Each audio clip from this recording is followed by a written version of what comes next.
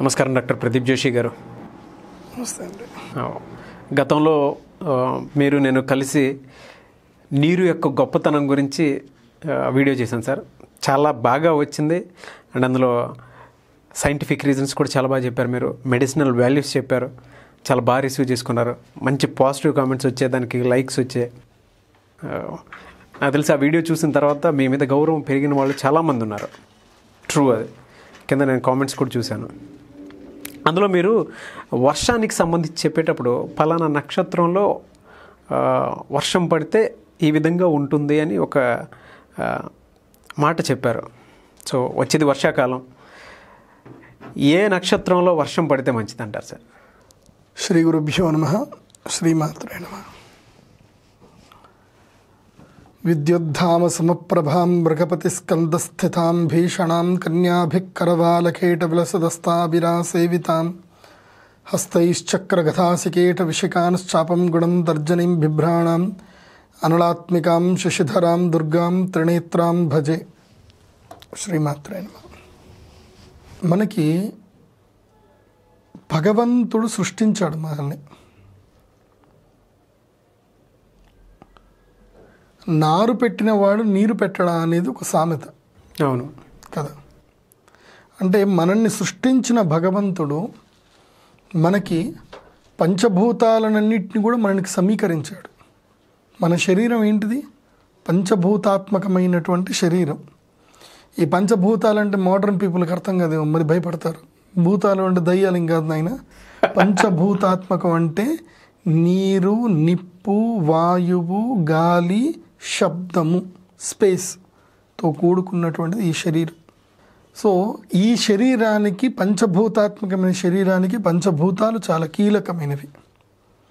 అందులో మనకి ఏది లేకపోతే మనం చనిపోతామంటే ప్రాణవాయువు లేకపోతే చనిపోతాం.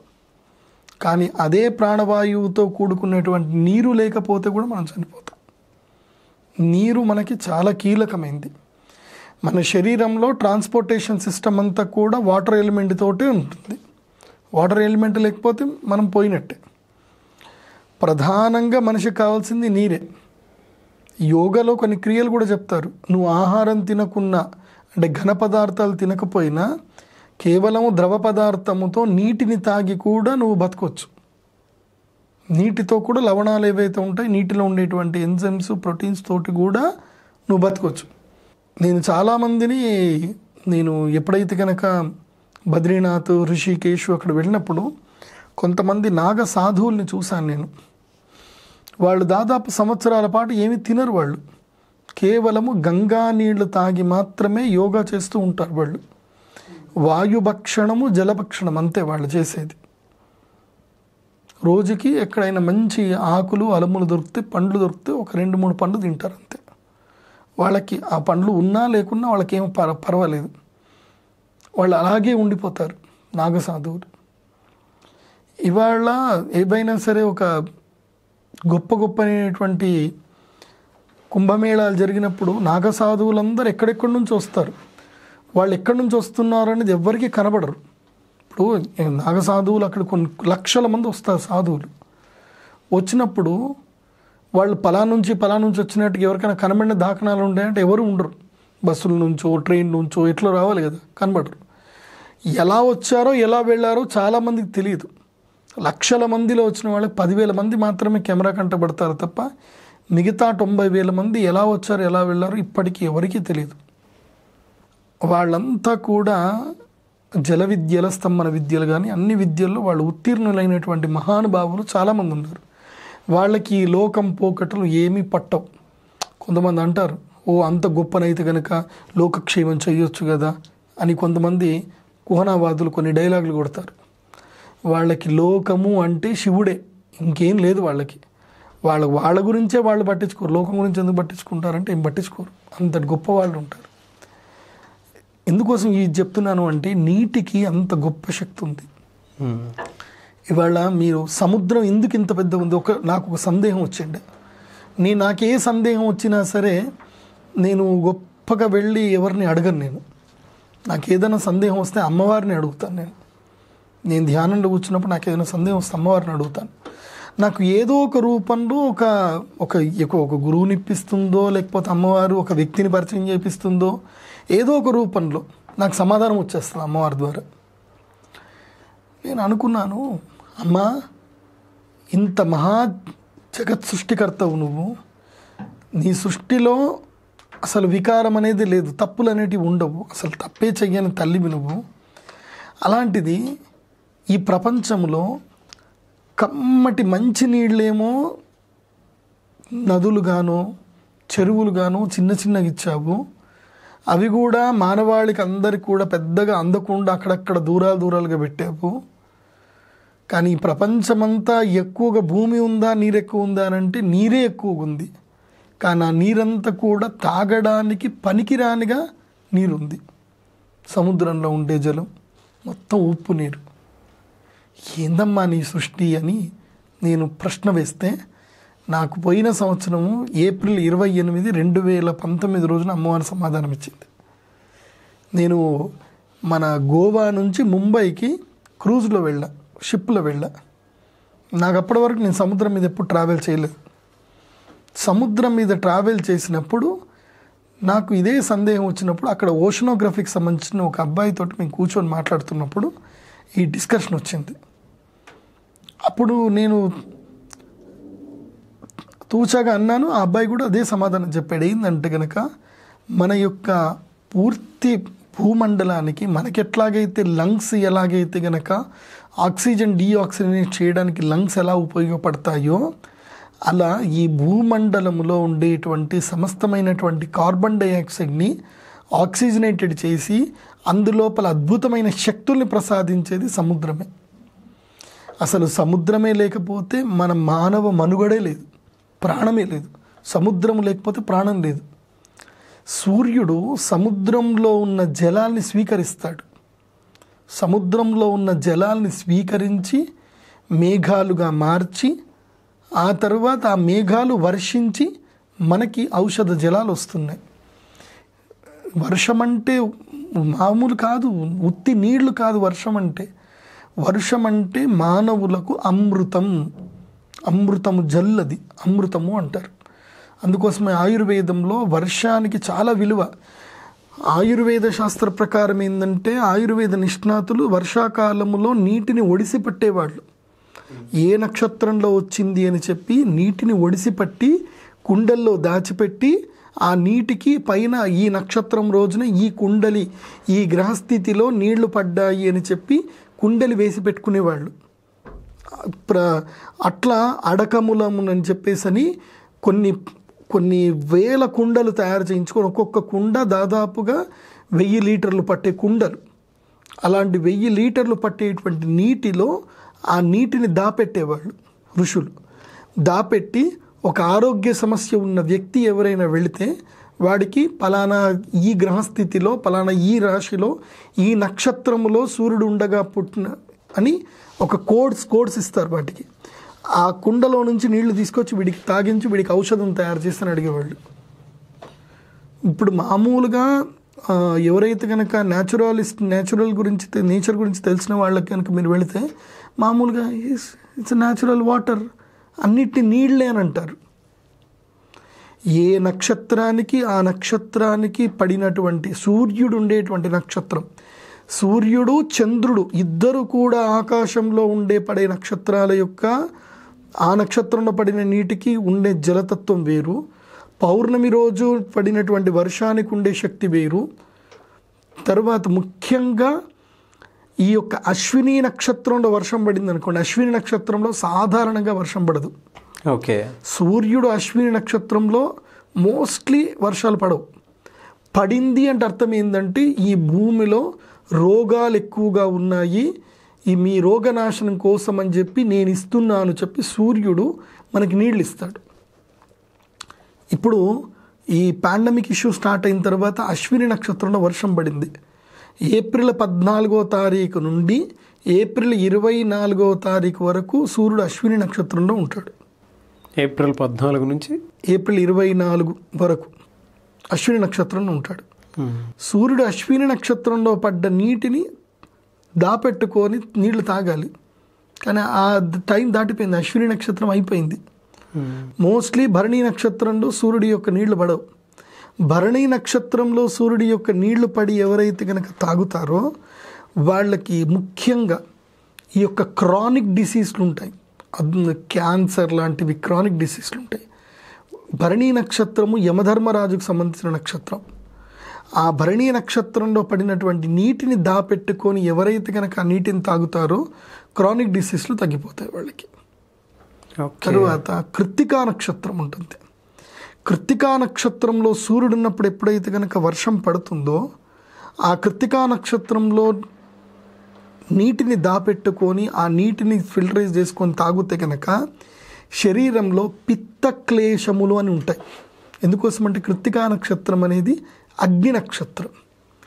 ఈ అగ్ని నక్షత్రం వల్ల పిత్త క్లేశములు ఏవైతే ఉంటాయంటే శరీరంలో హెవీగా హీట్ ఎక్కకపోవడం. ఇప్పుడు స్త్రీలకి సంతానం కలగకపోవడం కారణం ఏంటంటే కనుక వాళ్ళకి హెవీ హీట్ అయ్యి కూడా ఓవరీస్ బ్లాస్ట్ అయిపోతాయి, ఎగ్స్. తర్వాత హెవీగా హీట్ శరీరంలో ఉండడం మూలాన స్పర్మ్ అనేది వెళ్ళి ఓవం కాలేకపోతుంది ఎగ్లో చని. బికాస్ స్పర్మ్ చల్లగా ఉంటుంది. యూట్రస్లో కూడా ఏంటంటే కనుక స్పర్మ్ అదే టెంపరేచర్లో అది ట్రావెల్ చేయగలగాలి, అది బతకగలగాలి. టెంపరేచర్ ఎక్కువ ఉందనుకోండి స్పర్మ్ బతకదు. సో స్త్రీలో ఏవైతే కనుక అండం విడుదలయ్యి గర్భం జరగడానికి కృత్తికా నక్షత్రం కీలకమైంది. అందుకోసమే కార్తికేయుడు సుబ్రహ్మణ్య స్వామి నక్షత్రం కూడా కృత్తికా నక్షత్రమే. సుబ్రహ్మణ్య స్వామిని ఎందుకు కొలవాలి అంటారు? కృత్తికా నక్షత్రము షష్ఠి రోజు కృత్తికా నక్షత్రం వస్తే ఆనందం ఇంకా అని అంటారు. ఇందులో సైంటిఫిక్ విషయం ఏంటంటే గనక కృత్తికా నక్షత్రం రోజు సూర్యుడు ఉన్నప్పుడు గనక ఆ వర్షపు నీటిని గనక తాగినట్లయితే గనక దానివల్ల ఏం జరుగుతుందనంటే సంతానానికి సంబంధించిన సమస్యలు పోతాయి. ఆ నీటిని దాపెట్టుకొని ఆ నీటిని క్రమేణ సేవన చెయ్యాలి. ఇది ఔషధంగా ఆ నీటిని సేవన చేయాలి. చేయటం వల్ల సంతాన దోషాలు పోతాయి. తర్వాత వచ్చిన నక్షత్రం ఏంటి? రోహిణి నక్షత్రం.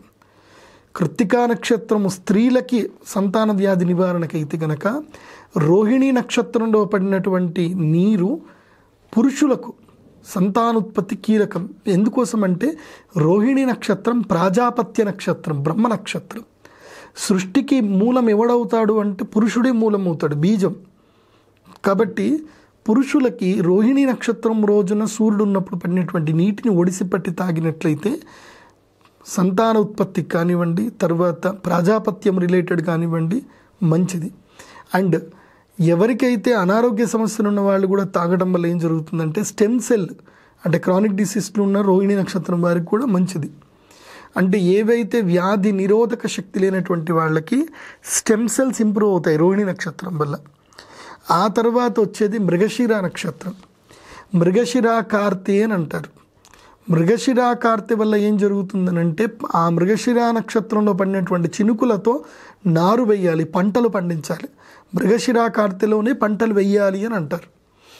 లేదంటే మృగశిర కార్తె వరకు పంటలు వెయ్యరు ఎవరు కూడా. చూడు కావాలంటే మృగశిర కార్తె రాగానే పంటలు స్టార్ట్ చేస్తారు. మృగశిర నక్షత్రం రోజున ఎవరైతే గనక ఆ నీటిని దాపెట్టుకొని తాగుతారో మృగశిర అనే నక్షత్రం ఉంటుంది. ఆ నక్షత్రానికి ఉండే గుణం ఏంటిది అంటే గనక ఎవరైతే గనక శిరోవేదనలు ఏవైతే ఉంటాయో అంటే హెడ్ఏక్, బ్రెయిన్ రిలేటెడ్గా ఇంజూరీస్ ఏవైతే ఉంటాయో ఈ మృగశిర నక్షత్రంలో నీళ్లు తాగడం వల్ల వాళ్ళకి మెమొరీ రిలేటెడ్ ప్రాబ్లమ్స్ కానివ్వండి అవన్నీ కూడా పోతాయి మృగశిర నక్షత్రం అయితే. తర్వాత మృగశిర నక్షత్రం తర్వాత వచ్చే నక్షత్రము ఆరుద్ర నక్షత్రం. ఆరుద్ర నక్షత్రంలో సూర్యుడు ఉన్నప్పుడు పడినటువంటి చినుకులు ఏవైతే ఉంటాయో అవి హైపర్ టెన్షన్కి సంబంధించి హైపర్ గ్లైసీమియా అనేటువంటి ప్రాబ్లమ్స్కి, ముఖ్యంగా హార్ట్ డిసీజ్కి ఆ ఆరుద్ర నక్షత్రంలో నీళ్లు చాలా మంచివి. ఇవి ఆరుద్ర నక్షత్రంలో సూర్యుడు ఉన్నప్పుడు. ఆ తర్వాత వచ్చే నక్షత్రము పునర్వసు నక్షత్రం. పునర్వసో రదితి దైవత్యే అని అంటారు.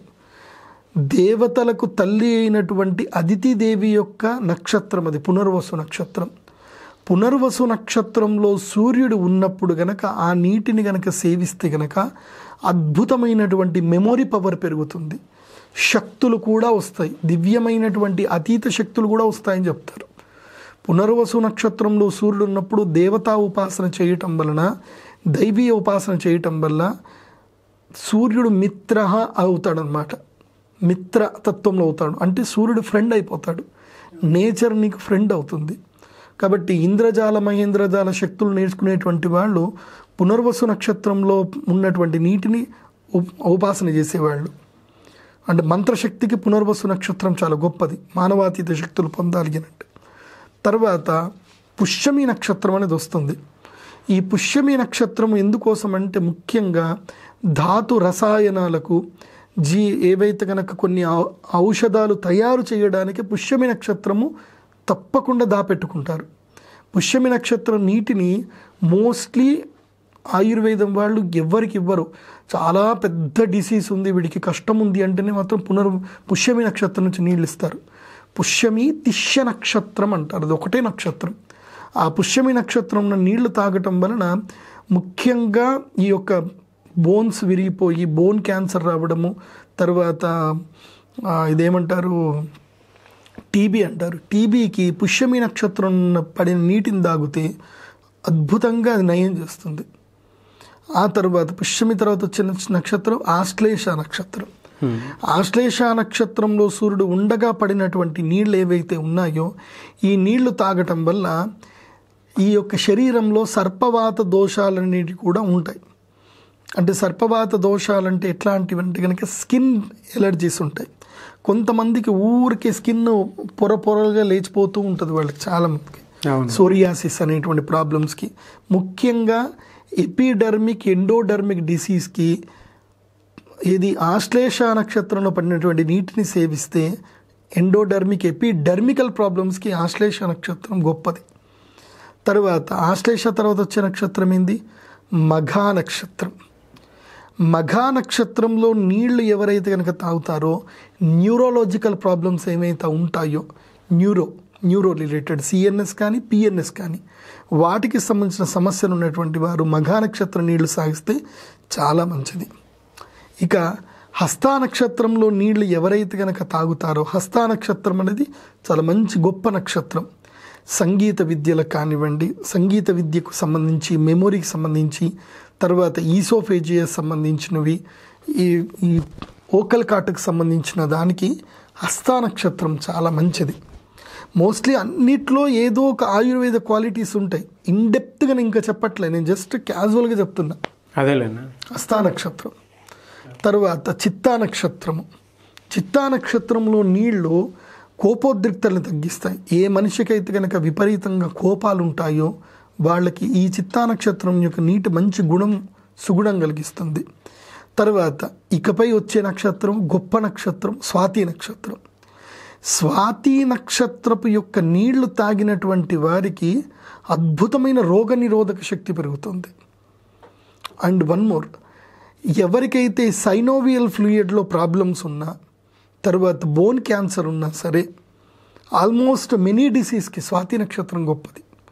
అందుకోసమే స్వాతి నక్షత్రంలో సూర్యుడు ఉన్న దానికి ఒక చకోర పక్షి అని ఒక పక్షి ఉంటుంది. ఆ పక్షి కేవలము స్వాతి నక్షత్రంలో పడే నీటి కోసం వెయిట్ చేస్తుంటుంది. సంవత్సరం అంతా స్వాతి నక్షత్రంలో మాత్రమే నీళ్లు తాగుతుంది. అది కూడా భూమి మీద పడ్డ నీళ్లు తాగదు, అది నోరు తెరిచిపడుతుంది. స్వాతి నక్షత్రంలో తప్పకుండా వర్షం పడుతుంది, గ్యారంటీగా పడుతుంది. స్వాతి నక్షత్రంలో పడ్డ నీటిని దాపెట్టుకున్నవాడు ఐశ్వర్యవంతుడు అవుతాడు, ఇంకా అదృష్టవంతుడు ఐశ్వర్యవంతుడు అవుతాడు, తేజస్సు వచ్చేస్తాడు. స్వాతి నక్షత్రానికి అంత గొప్ప ఉంటుంది. ఏక నక్షత్రం, మళ్ళీ స్వాతి నక్షత్రం ఒకటే ఉంటుంది. తర్వాత విశాఖ నక్షత్రం. విశాఖ నక్షత్రం యొక్క నీటి తాగటం వల్ల ధైర్య సాహసాలు వస్తాయట. శరీరంలో ధైర్యత్వము, పటుత్వము, శరీర పటుత్వము, తర్వాత వాక్పటుత్వములు అన్నీ కూడా విశాఖ నక్షత్రంలో వస్తాయట. అంటే యుద్ధ విద్యలు చేసేటువంటి వారికి విశాఖ నక్షత్రం నీరు మంచిదట. తర్వాత ఇంకా అనురాధ, జ్యేష్ఠ, మూల, పూర్వాషాఢ, ఇలా ఒక్కొక్క నక్షత్రానికి ఒక్కొక్క తత్వం ఉంటుంది. ఇంకొకటి గుర్తుపెట్టుకోండి, ఎప్పుడైనా సరే వర్షం చూడండి, పూర్వాషాఢ నక్షత్రం ఉత్తరాషాఢ నక్షత్రం ఉన్న రోజున తప్పకుండా వర్షం పడుతుంది, గ్యారంటీగా పడుతుంది. మీరు కావాలంటే ఇప్పుడే నేను చెప్తున్నాను కదా, మీరు క్యాలెండర్ ఉంటుంది కదా, సంవత్సరం సంపద క్యాలెండర్, ఆ రోజు మీరు రౌండ్ మార్క్ చేసి పెట్టుకోండి. జోషి గారు ఈరోజు వర్షం పడుతుందని చెప్పారు అని రాసి పెట్టుకోండి. పూర్వాషాఢ, ఉత్తరాషాఢ, శ్రవణ నక్షత్రాల్లో గ్యారంటీగా వర్షం పడుతుంది. ఎందుకు పడుతుంది మరి? జ్యోతిష్ శాస్త్రం అనేది వాస్తవం కాబట్టి పలానా నక్షత్రంలో వర్షం పడుతుంది. ఉత్తరాషాఢ నక్షత్రంలో వర్షం పడకపోతే అడగండి నన్ను, గ్యారంటీగా పడుతుంది. సో ఇలా ఒక్కొక్క నక్షత్రానికి ఒక్కొక్క అద్భుతమైన గుణము, వైశిష్ట్యత ఉంటుంది. ఈ ఆయుర్వేద శాస్త్రంలో, అష్టాంగ హృదయంలో, చరక సంహితలో ఈ యొక్క అద్భుతమైన వివరణ ఉంది. ఓకే, ఆ వివరణ తెలుసుకొని మీరు మగ్గుతే గనక మీ జీవితాలు బాగుపడతాయి. ఇవాళ హైదరాబాద్ కానివ్వండి, వైజాగ్ కానివ్వండి, ఎన్నో ప్లేస్లలో ఈ వీడియో చూస్తున్న చాలామంది అపార్ట్మెంట్లలో ఉంటున్నారు. అందరికీ హెయిర్ ఫాల్సే. వెంట్రుకలు 22 ఏళ్ళకి వెంట్రుకలు తెల్లబడిపోతున్నాయి.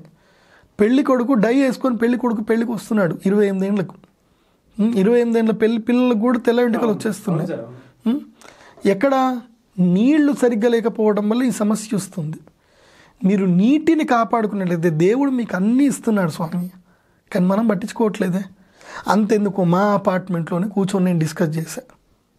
మనం రెయిన్ వాటర్ స్టోరేజ్ చేసుకుని ఒక ప్లాన్ చేసుకుందామనంటే, ఎక్కడ జోషి గారు మనకి లాక్డౌన్ ఉంది కదా, అందరూ ఎవరు బడ్జెట్ తీయరు, కుదరదు అని అన్నారు. సరే మీ ఇష్టం అన్న. కాకపోతే మా అమ్మవారి గుడి దగ్గర అయితే నేను నీళ్లు సేవ్ చేసి పెట్టుకునే ప్లాన్ బెస్ట్ చేస్తున్నా. పలానా నక్షత్రం రోజు పలానా నీళ్లు దాపెట్టుకోవాలి. ఇవాళ హైదరాబాద్లో నేను గచ్చిబౌలిలో ఒక ఇల్లు చూస్తాను ఎవరితో, వాళ్ళు అసలు బయట వాటర్ సిస్టమ్ ఒక్కరినే ఎక్కర్లేదు, వాళ్ళ ఇంట్లో బోర్ కూడా లేదట. సంవత్సరం పాటు పడ్డ నీటిని మొత్తం కూడా వాళ్ళు స్టోర్ చేసి పెట్టుకుంటారు. నిజమా? ఇక్కడ హైదరాబాద్ గచ్చిబౌలిలో ఒక ఇల్లు ఉంది, వాళ్ళు సంవత్సరం పాటు పడ్డ నీళ్ళని స్టోర్ చేసి పెట్టుకుంటారు. వాళ్ళ ఇంటికి పవర్ కనెక్షన్ కూడా లేదు. అసలు వాళ్ళకి హెవీ పవర్ అవసరం లేదు. వాళ్ళ ఇంట్లో ఫ్రిడ్జ్ వాడరు, ఏం వాడరు. సోలార్ పవర్ ఉంటుంది. రాత్రి పూట ఫ్యాన్లు నడవడానికి, లైట్లు కనబడడానికి మాత్రం సోలార్ పవర్, అంతే. వాళ్ళకి ఇంటికి పవర్ కనెక్షన్ కూడా లేదు వాళ్ళకి.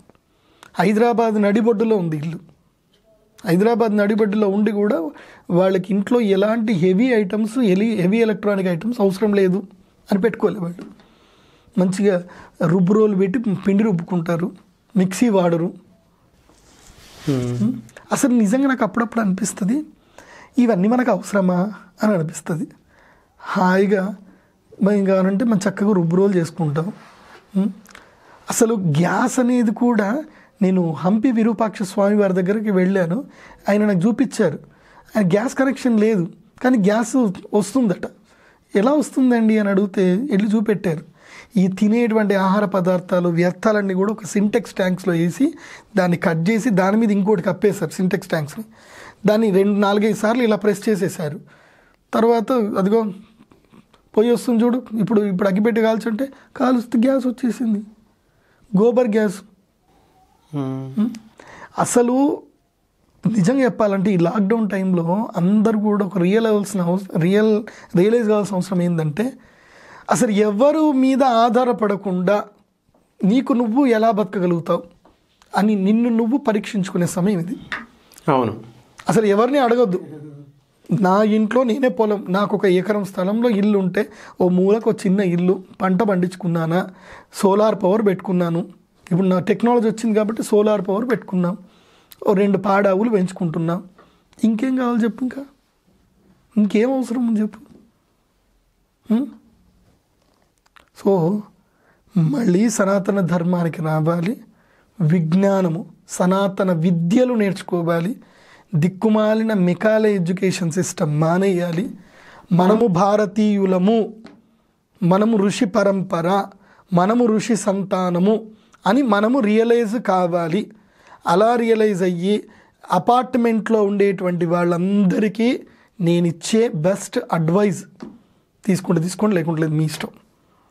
మీరందరూ అసోసియేషన్ మీటింగ్ పెట్టుకొని మీ అపార్ట్మెంట్, మీ బిల్డింగ్ మీద పడ్డ నీళ్ళని చాలు కాపాడుకోండి. మనిషికి ఒక ఫ్లాట్కి 5,000 పెట్టుకోండి, 10,000 పెట్టుకోండి. వాటర్ ట్యాంకులు పెట్టుకోండి, కనీసం ఒక ట్యాంకులు ఒక 10 సింటెక్స్ ట్యాంక్స్లు కొనుక్కొని ఆ సింటెక్స్ ట్యాంకులో కింద పడ్డ నీటిని మళ్ళీ తీసుకుపోయి రీస్టోర్ చేసుకోండి. తర్వాత ఆ నీళ్ళన్నీ కూడా కలిపి ఒక ఫిల్టర్ సిస్టమ్ చేసుకొని ఆ నీళ్ళన్నీ కూడా తీసుకొని హాయిగా డ్రింకింగ్ వాటర్ చేసుకోండి. ఇవాళ మీ బతుకులు సంవత్సరానికి మొత్తం కూడా బయట నుంచి క్యాన్లు పెట్టి నెలకి ఏం లేకున్నా 500 రూపాయలు పోతున్నాయి కదా. 500 వాటర్ క్యాన్లు నీళ్ళకి పోతున్నాయి కదా. అవి కూడా ఆర్ఓ వాటర్ అంటారు, కానీ వాటిలో ఎంతవరకు మినరల్స్ ఉన్నాయి? డీమినరలైజ్డ్ వాటర్ అవి, they are not mineral water. మీ హెల్త్ గురించి ఇంత చేసుకోలేరా? వర్షం నీటిని దాపెట్టుకొని మీ అపార్ట్మెంట్ వాళ్ళందరూ కలిసిపోయి తాగండి కదా, అవసరం తీసుకోండి, కాచి చల్లార్చి నీళ్ళు తాగండి, మీకు మంచిదే కదా. ఇక్కడ ప్రదీప్ జోషి చెప్తున్నది నిజమా అబద్ధమా తర్వాత మీరు కావాలంటే మోడర్న్ సైంటిస్ట్ని వెళ్ళి అడగండి. ఇది అపనమ్మకం అనుకుందాం, పోని మోడర్న్ సైంటిస్ట్ని అడగండి మీరు, వాళ్ళు చెప్తారు రెయిన్ వాటర్లో pH లెవెల్స్ మంచిగా ఉంటాయని చెప్తారు. అసలు మోడర్న్ సైంటిస్టులే మనల్ని భ్రష్టుపరుస్తున్నారు. లేకపోతే ఎక్కడండి మోకాళ్ళ నొప్పులు? ఏమైనా పూర్వీకులకు ఉన్నాయా మోకాళ్ళ నొప్పులు? ముసలోళ్ళు మంచి బడి హాయిగా తిరుగుతుండే. ఇప్పటికీ ముసలోళ్ళతో పాటు మనం నడవలేమండి. నేను ఛాలెంజ్ చేసి చెప్తాను, మా 25 ఏళ్ల కుర్రాడు 70 ఏళ్ల ముసలోడితోటి పాతకాల పద్ధతులు పెంచుతున్న 70 ఏళ్ల ముసలోడితో కలిసి నడవలేడు. ఒక రైతు పంట పండించినప్పుడు రైతు పడ్డ కష్టం ఒక 25 ఏళ్ళ పిల్లాడు చేయలేడు. జిమ్ముకి వెళ్ళి ఊడు మూడు మూడు మూ అని అన్నీ ఎత్తేస్తారు. ఒక రైతు పడే కష్టం చేయలేడు. ఒక రైతు పడ్డ కష్టం కరెక్ట్గా ఒక పిల్లవాడు చేస్తే నీ ఏ జిమ్ముకు పోవాల్సిన అవసరం లేదు, ఏ సప్లిమెంట్ నీకు అక్కర్లేదు. కాదా? నిజమే. ఇవాళ బోర్ నీళ్ళు తాగుతున్నాం మనం. బోరు నీళ్ళు, నీటికి ఒక గుణం ఉంటుంది. భూమికి 15 అడుగుల కన్నా ఎక్కువ లోతున్నటువంటి నీటిని తాగకూడదు, నిషిద్ధం అవి. 15 అడుగుల వరకు నీళ్లు ఏదో పైకి ఉబ్బికొచ్చినటువంటి నీళ్లు మాత్రమే తాగడానికి ఏది అధమయోగ్యమైనవి. ఉత్తమ యోగ్యం కాదు, అధమయోగ్యము. అధమ నీళ్లు. ఉత్తమ నీళ్లు ఏంటంటే వర్షపు నీళ్లు, ఉత్తమం నీళ్లు. మధ్యమం నీళ్ళు ఏంటంటే నదీ జలాలు. అధమ జలాలు ఏంటంటే కనుక బావి నీళ్లు. ఇవాళ మనం అధమాధమం ఏవి నీళ్లు తాగకూడదో ఆ నీళ్లు మనం తాగుతున్నాం. నదీ జలాలు తాగట్లేదు. ఇవాళ నిజంగా లాక్డౌన్ పుణ్యమా అని నాకు ఇప్పుడే ఋషికేశ్కి ఇట్లా వెళ్ళిపోవాలని ఉంది, హరిద్వార్కి. అద్భుతంగా గంగా నది, మా ఫ్రెండ్ వీడియో చూపిస్తుంటే కళ్ళు చెమరిల్లాయి. నాకు ఎంత అందంగా ఉంది గంగా నది. ఇది గంగా నది, నా జీవితం ధన్యమైపోయింది అనుకున్నా. మా నాన్న వాళ్ళు ఎవరిలో చూడలే, మా తాతలు చూడలే, కానీ నేను చూసా, నాకు ఆనందం అనిపించింది. ఇది గంగా నది యొక్క నిజరూపం చూశాను నేను. కాబట్టి గంగానది నుంచి నీళ్లు తెచ్చుకోండి. ఇవాళ నేను ఉత్తరాఖండ్ గవర్నమెంట్కి నేను చెప్పొచ్చు, आप उत्तराखंड गवर्नमेंट जो गंगा नदी का जल है वो जल को आप पार्सल करके लोगों को पूरा इंडिया आप बेच दीजिए, आपका गवर्नमेंट को भी पैसे मिल जाता है.